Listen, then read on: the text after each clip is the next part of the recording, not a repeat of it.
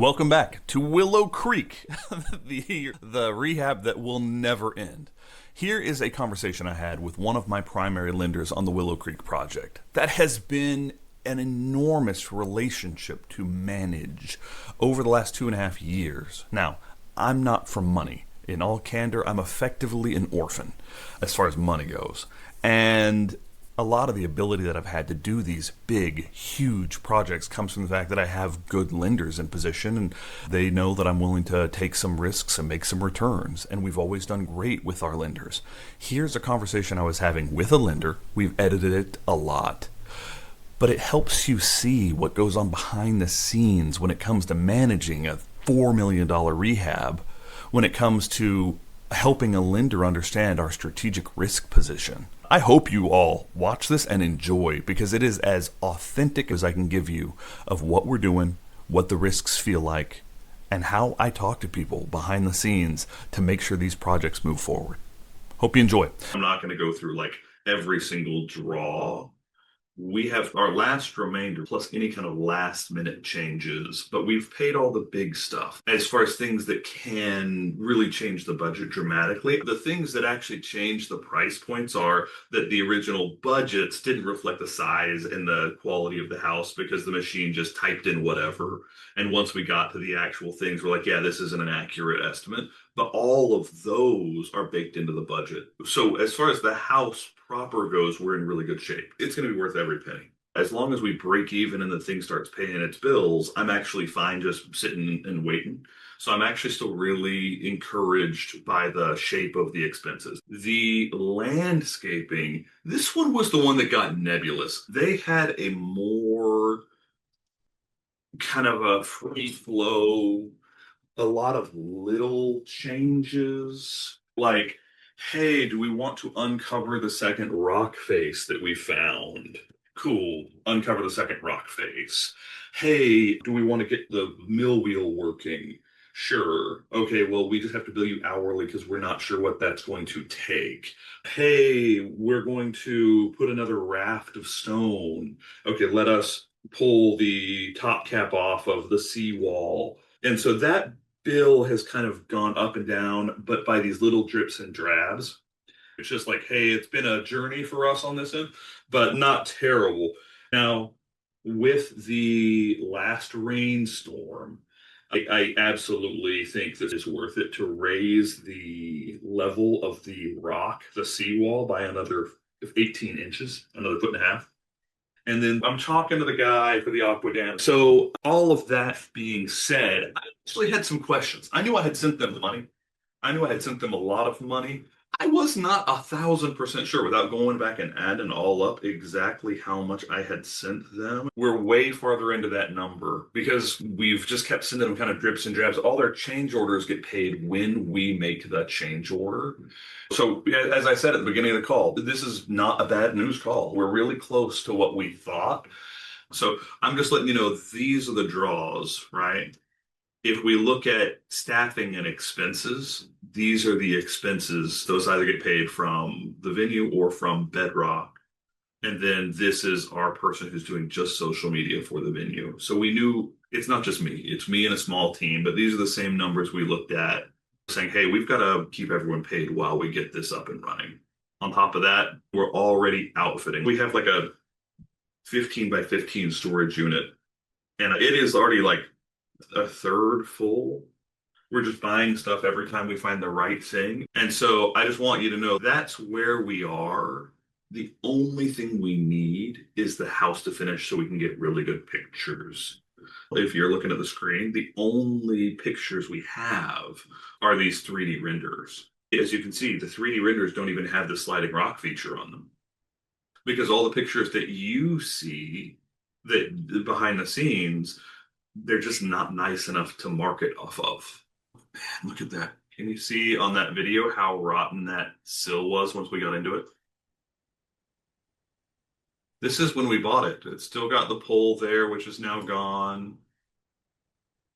You can see how much longer that island used to be. Now it's this big. And the willows, the new willows right there. But it's such a stunning house. The last thing is the driveway. There's some changes that are happening here. Here is the main road coming in. This is where you pulled in and you parked right here, kind of under a tree, right? I've got 823 feet. Are you a little impressed that I was able to get a measurement tool up that fast?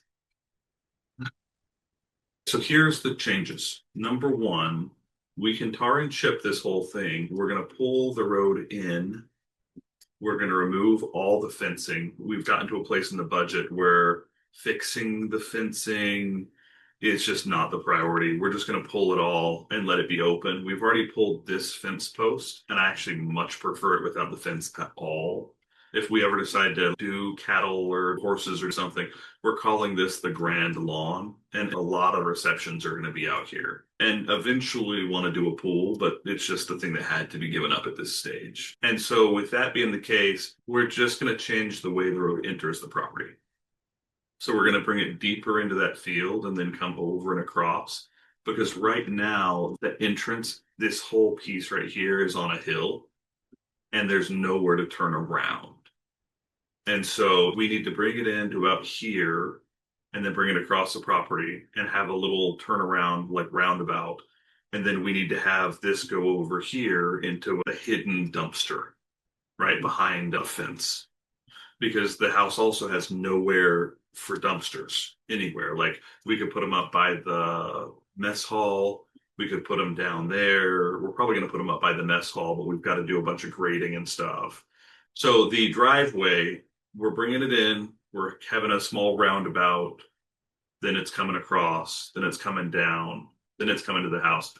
Here's what I think we should do. I don't know if we can afford it, but I think at the house, we should have a concrete pad. And at the beginning, I think we should have a concrete entrance that's stamped. And the idea behind that is you don't mind tar and chip if someone's driving on it. You don't want people doing 3-point turns on it because it'll tear it up. So when cars are parking and moving and backing up and moving around, you want that on asphalt or concrete. And the entrance, we probably want that where people are turning off the road and grinding tires. We probably want that on concrete. And so I think that's the right way to do it. I think tar and chip for the driving portion of it, and then concrete for right by the house, which is going to serve as also like a dance floor, right? It's right up on the house, so it's going to be good looking. And then stamping it so it looks like stone. Have you ever seen stamped concrete like that? Oh, it's gorgeous. And so it really can look amazing. So I think this is the right way to go. I think the beginning stamped concrete, the end stamped concrete, the middle tar and chip, it's kind of trying to keep the bill down while still making it look right and making it last. And then beyond all of that, we're rerouting the main driveway. And keep in mind, all of this is like hammering up the old asphalt and carting it away. That's why it's so expensive, because they have to remove the old driveway to re-pour the new driveway. For both concrete and tar and chip, they have to do a lot of carting away. But beyond that, we are bringing the driveway from here on out across that field, and it will connect with this driveway coming down. So we're taking the driveway away from the front of the house also, just so it's not right up against that tree, so it's a little bit farther from the house. So yeah, that's where we are. We need access to the other side of the property so that if people want to get married by that gazebo, they can get there. We've just had some conversations around a pre-built bridge, and we just pour the concrete footers. I'll let you know where that comes in, but I don't even have a number yet. It's not my highest priority. Look, the Google satellite image is when the ponds were destroyed. You see that? Look at that. Look how many trees are in that top pond. It looks like a logging company. That's crazy. All right, so that's kind of where we are. If you enjoy this, like and subscribe, because this, I had real hesitancy putting this video out just because it is very, very behind the scenes. Hope you enjoy. Much love. Like and subscribe. Bye-bye.